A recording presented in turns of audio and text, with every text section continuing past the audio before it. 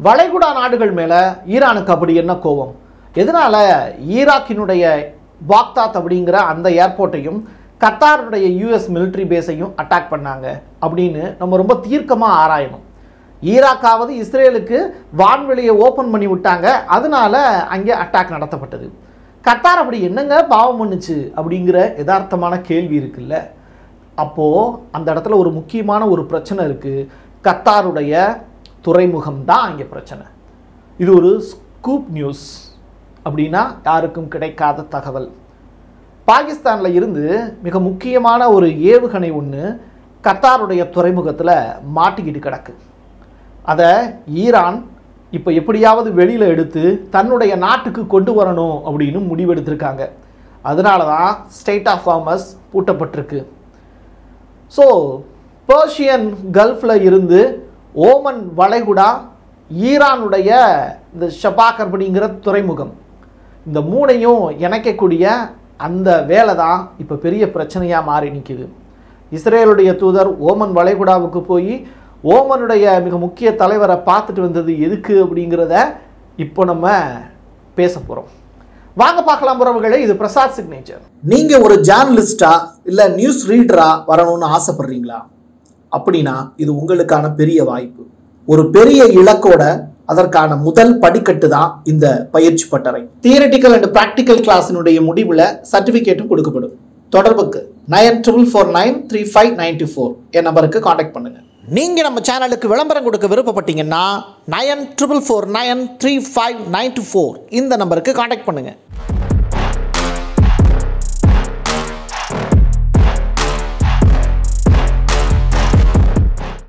ஈராக்கினுடைய Baghdad விமான நிலையம் இருக்குல்ல, அது பத்திக்கிட்டு எரிஞ்சுக்கிட்டு இருக்கு.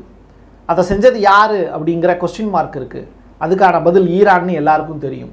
ஆனால் ஈராக் மட்டும் சத்தமே இல்லாமல் அந்த பாக்தாத் நகரம் பற்றியோ அதற்கான கண்டனங்களையோ பெரிய அளவில் பதிவு செய்யலை. ஏன்னா அவங்களுக்கு தெரியும் தான் செஞ்சது ஈரானுக்கு எதிரான செயல்.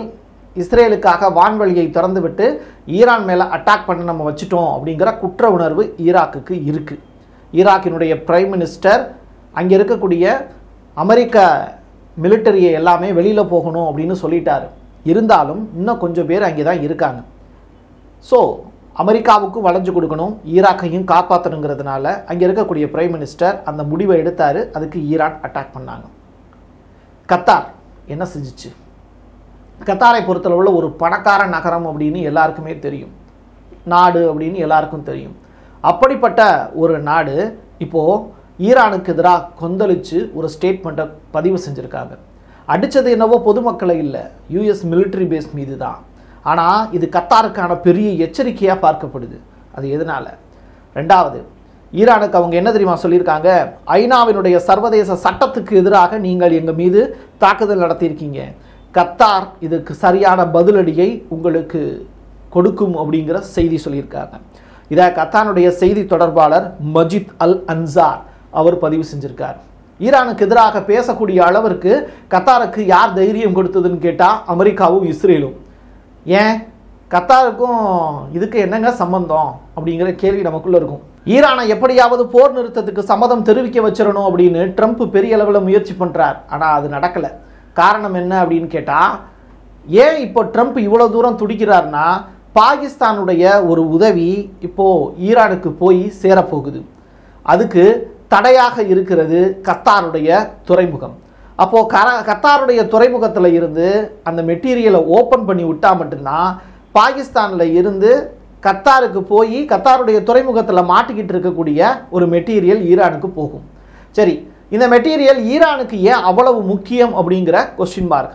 இந்த மெட்டீரியல் ஈரானுக்கு போய் சேர்றதுக்குள்ள இந்த சீஸ்ஃபயர் டீலை எப்படியாவது கொண்டு வந்துடணும் அப்படின்னு அமெரிக்கா நினைக்கிறாங்க, இஸ்ரேலும் ஆசைப்படுறாங்க. அதனால தான் ட்ரம்ப் ஒரு விஷயம் எடுத்து முன்னெடுத்துக்கிட்டு இருக்காரு. யாரும் இஸ்ரேலுடைய மீடியாக்களில் எதுவும் பேசிடாதீங்க அப்படின்னு நெதன்யாகு தன்னுடைய அமைச்சர்களுக்கே உத்தரவு போட்டிருக்காரு. ஸோ இந்த இடத்துல சீஸ்ஃபயர் டீலை கொண்டு வர்றதுக்கு ட்ரம்ப் இவ்வளோ தூரம் முயற்சி பண்ணுறாருன்னா அதுக்கு பின்னாடி பாகிஸ்தானுடைய இராணுவ தளபதி முனீர் எடுத்திருக்கக்கூடிய ஒரு பெரிய அசாத்தியமான முடிவு தான் காரணம்னு சொல்கிறாங்க. பகேரியினுடைய மரணம் பற்றி உங்களுக்கே தெரியும். கைக்கடிகார வாட்ச் கிஃப்ட் கொடுத்து ஜிபிஎஸ்னுடைய உதவியோட பகேரியினுடைய மரணம் மட்டுமல்ல, ஈரானுடைய 9 விஞ்ஞானிகளை போட்டு தள்ளுறதுக்கு பெரிய அளவில் உதவி செஞ்சது ஒரே ஒரு கை கடிகாரம் தான். அதுவும் முனீர் அவர்கள் கொண்டு போய் கொடுத்தது அப்படின்னு ஒரு ரிப்போர்ட் வந்து யூகேல இருக்கக்கூடிய பத்திரிகை மூலிமா நான் உங்களுக்கு செய்தி வாசித்து காமிச்சேன். இதற்கு பிறகு முனீர் அவர்களை சுற்றி உலக அரசியல் அப்படிங்கிறது ரொம்ப முக்கியத்துவம் வாய்ந்ததாக மாறி போய் நிற்கிது. ட்ரம்ப்பை போய் மீட் பண்ணி நோபல் பரிசு பற்றி பேசினார். இதற்கு பிறகு இப்போது CIA அண்டு மொசாட்டோட ஒரு டீல் ஒன்று போட்டிருந்தார். அந்த டீலோட மதிப்பு வந்து பார்த்திங்கன்னா $600 பில்லியன் அப்படிங்கிறாங்க. அதாவது ஈரானுக்கு ஆயுதங்கள் கொடுக்காம இருக்கிறது தான் அந்த டீல். சப்போஸ் ஈரானுக்கு அந்த தான் வச்சிருக்கக்கூடிய ஆயுதங்கள் ஈரானுக்கு போயிடுச்சு அப்படின்னா அது அமெரிக்காவுக்கும் நெருக்கடி, இஸ்ரேலுக்கும் நெருக்கடி. அதுக்காக எனக்கு நீங்கள் இதை கொடுக்கணும் அப்படிங்கிற அந்த ஓப்பன் டீலை வச்சாரு. பட் மொசாட் அதை ஏற்றுக்கல. இப்படிப்பட்ட சூழ்நிலையில் முனீர் எடுத்திருக்கக்கூடிய முடிவு தான் பாபர் அப்படிங்கிற அந்த க்ரூஸ் மிசைல். அதை ஈரானுக்கு அனுப்பணும் அப்படிங்கிற அவருடைய முடிவு. இதற்காக ஈரான் தேர்ந்தெடுக்கக்கூடிய கடல் வழி பாதை அப்படிங்கிறது ஸ்ட்ரைட் ரூட் இல்லை, கத்தார் வழியாக வாங்க அப்படின்னு சொன்ன அந்த அறிவிப்பு. இப்போ புரியுதா? Pakistan, Iran, Qatar. பாகிஸ்தானுக்கும் ஈரானுக்கும் இடையில இருக்கக்கூடிய கடல் வழி பாதையை நம்ம சரியாக புரிஞ்சுக்கிட்டா மட்டும்தான் இதுக்கு இடப்பட்ட கேப்பில் கத்தாருடைய துறைமுகத்தில் போய் எப்படி அந்த க்ரூஸ் மிசைல் மாட்டிக்கிச்சு, இதை ஏன் கத்தார் ஓப்பன் பண்ணி விட மாட்டாங்க, ஈரான் ஏன் கத்தார் மேலே இப்போ போர் தொடுத்திருக்காங்க அப்படிங்கிற அந்த டீட்டெயில் நமக்கு புலப்படும். ஈரான் வந்து ஈராக்கில் மட்டும் ஒரு மிசைலை மட்டும் அனுப்புனாங்க. கத்தாரில் மட்டும் 10லேருந்து 12 மிசைல் அனுப்பினதாக சொன்னாங்க. சரியாக ஒவ்வொரு இடத்துலையும் ஒவ்வொரு மாதிரியான ரிப்போர்ட் ஃபைலாக இருக்குது. அதில் 9 மிசைலை வந்து நாங்கள் இடைமறிச்சிட்டோம், 1 அல்லது 2 மிசைல் தான் கத்தாருடைய மிலிட்ரி பேஸ் மீது அட்டாக் பட்டது அப்படிங்கிற செய்திகள்லாம் சாதாரண செய்திகள். இதில் ஸ்பெஷல் என்ன? பாக்தாத்தினுடைய அந்த தாஜி அப்படிங்கிற அந்த முகாம் பற்றி எறிகிறத பற்றி உலகம் முழுவதும் பேசுகிறாங்க. ஈரான் இப்படி போட்டு அட்டாக் பண்ணிட்டாங்க, ஆனால் ஈராக்கு வாயவே திறக்கலை. இன்னொரு புறம் கத்தாருடைய ஹமாத் அப்படிங்கிற துறைமுகத்தை பற்றி யாருமே எதுவும் பேச மாட்டாங்க. ஓமனில் இருக்கக்கூடிய சுல்தான் தாரிஃப் முழுக்க இஸ்ரேலுடைய ஆதரவாளராக மாறி போயிருந்தார். இஸ்ரேலுடைய தூதர் கரெக்டாக ஒரு 4 நாளைக்கு முன்னாடி ஓமனில் போய் அந்த சுல்தானை சந்திச்சுட்டு வந்தார். அப்போ தான் ஈரான்கிட்ட இருந்து ஒரு அறிவிப்பு போச்சு, வளைகுடா நாடுகள் எங்களுக்கு எதிராக செயல்பட்டீங்கன்னா உங்கள் மீது பெரிய தாக்குதலை நிகழ்த்துவோம் அப்படின்னு. சவுதி அரேபியா மட்டுமல்ல, சுற்றி இருக்கக்கூடிய இந்த பெர்ஷியன் கல்ஃபில் இருக்கக்கூடிய நாடுகள் எல்லாத்துக்குமே எச்சரிக்கை விடுத்தாங்க. ஆனால் சவுதி அரேபியா பயப்படலை. கத்தாரும் ஈராக்கும் மட்டும்தான் பயந்தாங்க. கூடவே பக்ரைனையும் சேர்த்துக்கிட்டாங்க. இப்போது கத்தார் இதுக்கு பலிகடாவாக மாறி நிற்கிது. காரணம் இந்த ஹமாத் அப்படிங்கிற அந்த துறைமுகம். பெர்ஷியன் கல்ஃப், பாரசீக வளைகுடா, இதை 1969 அதனுடைய எல்லைக்கோட்டு பகுதியை ஷேர் பண்ணிக்குவோம் அப்படின்னு கத்தாரும் ஈரானும் ஒரு ஒப்பந்தம் போட்டிருந்துச்சு. அந்த ஒப்பந்தம் இப்போது காற்றுல பறந்திருக்கு அப்படிங்கிறது ஈரானுக்கான கோபம். ஸ்ட்ரெய்ட் ஆஃப் ஹார்மஸ், இந்த 33 கிலோமீட்டர் அகலம் இருக்கக்கூடிய அந்த பகுதியை முழுவதுமாக ஈரானுடைய துறைமுகமும் அங்கேருந்து ஓமனுடைய வளைகுடாவையும் இணைக்கக்கூடிய மிக முக்கியமான பகுதி. இந்த இடத்த ஈரான் க்ளோஸ் பண்ணது வணிகத்துக்காக மட்டுமல்ல, பாகிஸ்தானில் இருந்து முனீர் அனுப்பிய அந்த க்ரூஸ் ஏவுகணை வருவதற்கான வாய்ப்பு மற்ற எந்த கண்ட்ரிக்கும் தெரிஞ்சிடக்கூடாது அப்படிங்கிறதுனாலையும், எந்த கார்கோ ஷிப்பு அங்கே இருக்கக்கூடிய வார்பிளைனுடைய கண்ணில் பற்றக்கூடாதுங்கிறதுக்காக தான் ஸ்ட்ரெய்ட் ஆஃப் ஹார்மஸை மூடினாங்க. அது மட்டுமல்ல, 1.5 நாளில் நேரடியாக பாகிஸ்தானில் இருந்து ஈரானுடைய அந்த ஷபாகர் அப்படிங்கிற அந்த துறைமுகத்துக்கு எளிமையாக வந்து சேர்ந்துட முடியும். ஆனால் இங்கே பாகிஸ்தானில் இருந்து கத்தாரில் இருந்து ஈரான் அப்படின்னு சொல்லி 4 நாட்கள் ஒரு பெரிய கப்பலுக்குள்ள அந்த குரூஸ் மிசைலும் அணு ஆயுதங்களை ஏற்றி செல்லக்கூடிய அந்த வாரண்ட்டும் பத்திரமா கொண்டு வந்து சேர்க்கணுங்கிறதுக்காக தான் ஈரானும் பாகிஸ்தானும் ஒரு பெரும் முயற்சி எடுத்தது. அதில் தான் கத்தார் இப்போ முட்டுக்கட்டை போட்டிருக்கு. அதுதான் இங்கே பிரச்சனை. Central Asia plus Persian gulf இதனுடைய வர்த்தகம் அப்படிங்கிறது சீரும் சிறப்புமாக தான் இருக்கும். எப்பயுமே பாகிஸ்தானையும் ஈரானையும் கனெக்ட் பண்ணக்கூடியது. அதுக்கு பேர் வந்து அஸ்கபாத் அப்படின்னு சொல்லிட்டு அந்த டீல். அந்த டீல் வழியாக எளிமையாக இப்போ என்ன பண்ணுறாங்க, பாகிஸ்தான் வந்து அவங்களுடைய ஆயுதத்தை ஈரானுக்கு கொடுக்குறாங்க. இதனால் முனீருக்கு பெரிய அளவில் லாபம். இந்த பாபர் அப்படிங்கிற மிசைலை பற்றி நான் டீட்டெயில்டாக நம்ம சொல்லணும் அப்படிங்கிற அவசியம் இல்லை. அதை பற்றி நீங்கள் படிச்சிருப்பீங்க. இருந்தாலும் தெரியாதவங்களுக்காக கண்டிப்பாக சொல்கிறேன். ஸோ இந்த அஸ்கபாத் அப்படிங்கிற அந்த டீலில் கத்தார் கிடையாது. ஸோ கத்தார் இப்போ என்ன சொல்கிறாங்க அப்படின்னா, எங்கள் நாட்டுக்குள்ளே அந்த க்ரூஸ் மிசைல் வந்து மாட்டிக்கிச்சு, பட் இதை எல்லாத்தையும் நான் உன் நாட்டுக்கு அப்படியே அனுப்பணும் அப்படிங்கிற உடனே அனுப்பணுங்கிற தேவையில்லை, நான் ஹோல்டு பண்ணி வச்சுருக்கேன் அப்படிங்கிறது சொன்னது தான் ஈரானுக்கான பெரிய கோபம். ஸோ டீல் அடிப்படையில் ஒரு நாட்டில் இருந்து இன்னொரு நாட்டுக்கு மிசைலை அனுப்பலாம், காசு கொடுத்து வாங்கலாம், அதுக்கு எல்லாருக்கும் ரைட்ஸ் இருக்குது. இப்போ எப்படி அமெரிக்கா இஸ்ரேலுக்கு ஆயுதங்களை விற்கிறேன் அப்படின்னு சொல்லி கொடுக்குறாங்களோ அதே மாதிரி நான் சொன்ன ஒப்பந்தங்கள்லாம் இருக்குல்ல, அந்த அடிப்படையில் பாகிஸ்தானும் டைரக்டாக ஈரானுக்கு இந்த பாபர் 3 அப்படிங்கிற அந்த க்ரூஸ் மிசைலை விற்றுருக்காங்க, அந்த அணு ஆயுத வார்ஹெட் கிடச்சிச்சுன்னா. ஸோ இது வந்து பாகிஸ்தான் மூலியமாக ஈரானுக்கு இப்போ போயிட்டு இருக்கிறத எப்படியோ மோப்பம் முடிச்சுதான் கத்தார்கிட்ட ஃபோன் பண்ணி அமெரிக்கா சைடில் இருந்து அந்த ஹோல்டு மட்டும் பண்ணி வைங்க, நீங்கள் அனுப்ப வேண்டாம் அப்படிங்கிற தகவலை சொன்னாங்க. ஸோ இதை சொன்னது யார்? அமெரிக்கா. அப்போ அமெரிக்காவுடைய மிலிட்ரி பேஸ் வந்து கத்தாரில் இருக்குல்ல, அதை அடித்து தூக்குடா அப்படிங்கிறது தான் இப்போ ஈரான் செஞ்சுருக்கக்கூடிய விஷயம். ஸோ ஒட்டுமொத்த கேள்விகளுக்கான பதில் என்ன, ஏன் கத்தாரை வந்து ஈரான் இப்போ அடிச்சிருக்காங்க அப்படிங்கிற டீட்டெயில் ரிப்போர்ட்டு உங்களுக்கு கிடச்சிருக்குன்னு நினைக்கிறேன். ஸோ ஸ்டேட் ஆஃப் ஹார்மஸில் முக்கிய ஆளாக இருக்கக்கூடிய ஓமனுடைய சுல்தான் டாரிஃபுக்கும் இப்போது ஈரான் எதிர்ப்பு தெரிவிச்சிருக்காங்க.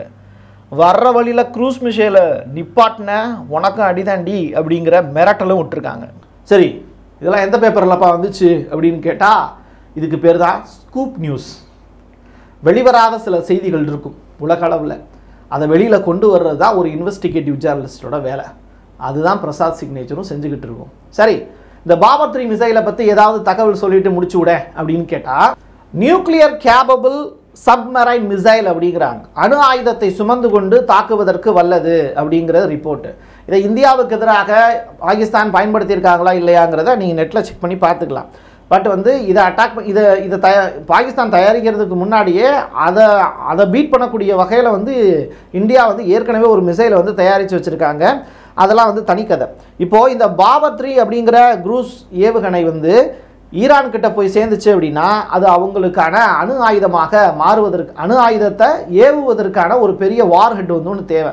இப்போ நீங்கள் கண்டம் விட்டு கண்டம் தாவக்கூடிய ஏவுகணை ICBM தயாரிக்கிறதுக்கு ஈரானுக்கு 2035 வரைக்கும் ஆகும். பட் இப்போது பாகிஸ்தான்லேருந்து இந்த உதவி கிடச்சிச்சு அப்படின்னா 400 கிலோ வந்து யுரேனியம் அவங்கக்கிட்ட இருக்குது, அதை வச்சு 10 அணுகுண்டுகள் கூட தயாரிச்சிருக்கலாம் அப்படின்னு சொல்கிறாங்க. அதை வந்து ஏவுறதுக்கு ஒரு வார்ஹெட்டு தேவை. ஸோ இப்போதைக்கு தன்னுடைய நட்பு நாடான ஆயுத விற்பனையில் சிறந்து விளங்கக்கூடிய பாகிஸ்தான்லேருந்து இந்த உதவியை வாங்கிக்கலான்னு ஈரான் பிளான் போட்டு இதை செஞ்சு முடிச்சிருக்காங்க. அதுக்கு தான் கத்தார் தடையாக நிற்கிது. துருக்கி ரொம்ப சிம்பிளாக பலுசிஸ்தான் வழியாக IRGCக்கு மிசைல்ஸை வந்து அனுப்பிட்டாங்க அப்படிங்கிற ரிப்போர்ட்டும் வருது. ஸோ துருக்கி பலுசிஸ்தான் அந்த ஆப்கானிஸ்தானுக்கும் ஈரானுக்கும் பாகிஸ்தானுக்கும் இடையில இருக்கக்கூடிய அந்த பலுசிஸ்தான் வழியாக IRGCக்கு மிசைல்ஸ் வந்து துருக்கியினுடைய ஏற்கனவே அனுப்பிச்சிட்டார். ஸோ இங்கே ஆயுதங்கள் அப்படிங்கிறது ஒரு நாட்டிலேருந்து இன்னொரு நாட்டுக்கு போய்கிட்டு தான் இருக்குது. அதற்கான தடை அப்படிங்கிறது இன்ன வரைக்கும் இல்லாமல் இருக்குது. ஆனால் எப்போ வந்து தாங்கள் காசு கொடுத்து வாங்கின அந்த ஆயுதத்தை காசு கொடுத்து வாங்கினதுரா அப்படின்னு வடிவேல் சொல்கிற மாதிரி இந்த பக்கம் வந்து பார்த்திங்கன்னா பாகிஸ்தான்கிட்ட இருந்து ஈரான் காசு கொடுத்து வாங்கியிருக்கு, அதை வந்து கத்தாரில் ஹோல்டு பண்ணி வச்சுருக்கிறது தப்பு அப்படிங்கிறதுனால தான் ஈரான் வந்து இப்போ கத்தாரை அடிச்சிருக்காங்க. ஸோ இதுக்கு வந்து பழி தீர்க்கக்கூடிய வகையில் தான் ஸ்டேட் ஆஃப் ஹார்மஸ் அப்படிங்கிற அந்த வணிகத்தை முடக்கக்கூடிய வேலையையும் இப்போது உலக அளவில் ஈரான் வந்து செஞ்சுருக்காங்க. ஸோ இந்த இடம் ரொம்ப முக்கியத்துவம் வாய்ந்தது.